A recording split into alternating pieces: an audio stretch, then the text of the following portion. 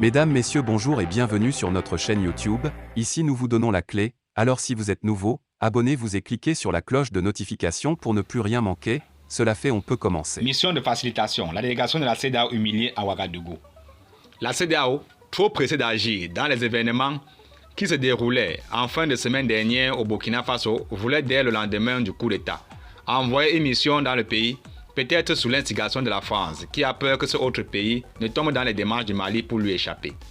Mais le Burkina finit par décliner la première annonce, avant d'être accepté le mardi 4 septembre 2022. Mais même là, ce fut un échec cuisant pour la mission d'information qui se rendait à Ouagadougou pour un premier contact avec les nouvelles autorités du pays, et notamment avec le nouvel homme fort du pays qui chassait du pouvoir le colonel Damiba, dans un Burkina Faso qui va mal, très mal. Arrivé par l'aéroport de la capitale, la délégation n'eut pas la possibilité d'aller au palais.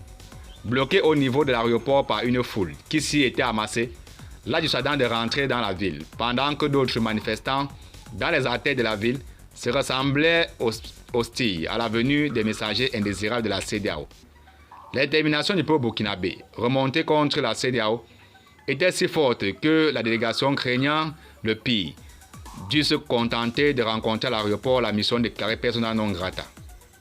Presque humiliée, la délégation, avec l'ex-président nigérien à sa tête, pouvait positiver pour dissimuler sa déconvenue, exprimant sa satisfaction à RFI, à qui il se confiait dans un article sur le site de la radio mondiale intitulé « Mahamadou Issoufou, médiateur de la CEDEAO au Burkina, satisfait de la visite de la CEDEAO, cache sans doute la réalité et le sentiment de déception qui anime les voyageurs de la CEDEAO face à un peuple qui s'est mis debout, culturellement et habituellement hospitalier, mais qui refuse pour une fois de leur ouvrir les portes du pays, les gardant à l'entrée de la ville pour les laisser parler là, à leurs autorités. On comprend que dans la déconvenue, sinon dans la frustration même, la délégation humiliée par la voix du médiateur nigérien, déjà recusé par certains Burkinabés depuis sa nomination, positive en se contentant de commentaires très généreux. Lorsqu'il écrit RFI, les risques d'affrontement au sein de l'armée étaient très aigus.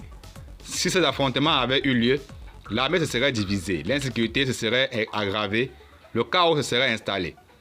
D'après les analyses de l'ex-président nigérien Mahamadou Issoufou, cherchant confus une porte de sortie après la douche froide que leur réservait le peuple burkinabé révolté contre l'organisation communautaire. Pour montrer que la mission, malgré tout, aura été utile, Mahamadou Issoufou, rapportant les assurances qui seraient données par le capitaine Ibrahim Traoré, annonce que la mise en œuvre de l'accord de juillet 2022 sera poursuivie. Pourtant, tout le monde peut reconnaître que face au discours que tenaient les nouvelles autorités qui annonçaient leur volonté de diversifier leurs partenaires, notamment dans la lutte contre le terrorisme, mettant tout sur la table, et face à cette hostilité exprimée contre la CEDEAO, ceux qui se rendaient dans le pays, des hommes intègres, ne pouvaient pas ne pas avoir compris qu'ils s'engageaient dans une mission impossible lorsque le peuple auquel ils proposaient leurs bons offices ne croit plus en eux et à l'institution qu'ils représentent. Tous les auditeurs peuvent avoir observé que derrière les mots du médiateur se cachait une amertume à peine voilée. Quand on l'entend dire « Nous repartons confiants » et je peux vous rassurer que la CEDEAO va continuer à accompagner le Burkina Faso dans cette épreuve très difficile qu'il traverse. Qui ne peut avoir compris la déception des médiateurs au nez duquel le peuple burkinabé fermait la porte, lui refusant de rentrer dans le pays. Tout le monde a entendu, et la France surtout, que le Burkina Faso est désormais dans une nouvelle dynamique, et c'est d'autant sérieux que le peuple est désormais debout pour veiller sur la conduite du pays.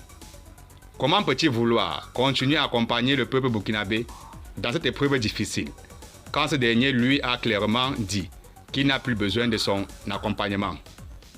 Les Burkinabés ne peuvent pas comprendre cette CEDEAO qui ne vient que pour les coups d'État, jamais quand des attaques meurtrières sont perpétrées dans le pays, en dehors le pays.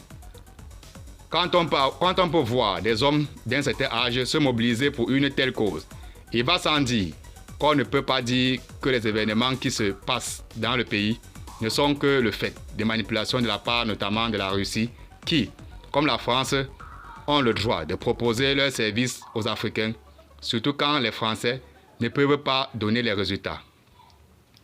Il y a de quoi pour que la France s'agite et envoie ses supplétifs de la CEDEAO pour venir défendre et plaider sa cause au Burkina Faso.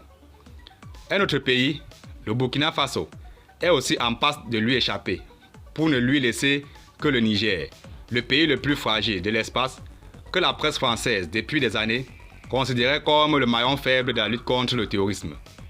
Le drapeau de la Russie, qu'on peut désormais voir dans les différentes manifestations, flottant partout, l'appel des populations à aller vers la Russie et le discours même de ceux qui prennent le pouvoir sont des signes qui ne trompent pas. Et la contagion, tant que rapidement le problème n'est pas réglé, risque de se propager. Exprimant les appréhensions de la France, RFI, dans son article Burkina Faso, le chef du groupe Wagner, Evgeny Prigojine, soutient le capitaine Traoré, confirme ces rapprochements redoutés entre le Burkina Faso et la Russie. Et pour diaboliser le nouveau partenariat que les Burkinabés ambitionnent de nouer, la radio France Internationale, presque préoccupée, mais sans doute à tort, écrit « Le Burkina attise les appétits de la Russie et spécialement du groupe Wagner ». Le nouvel homme fort du Burkina, le capitaine Ibrahim Traoré, a ouvertement fait part de son intention de se rapprocher de nouveaux partenaires. Il cite notamment la Russie. Evgeny Prigojine, créateur du groupe Wagner et proche de Vladimir Poutine, la bête noire de l'Occident. Quand Prigojine, s'exprimant par rapport aux événements qui se déroulent au Burkina Faso, dit « Jusqu'en janvier dernier, le peuple du Burkina Faso était sous le joug des colonialistes qui pillaient le pays.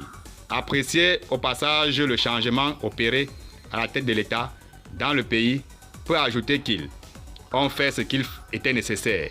La France sait que ses jours au Burkina sont comptés. Merci et à très bientôt pour une nouvelle vidéo.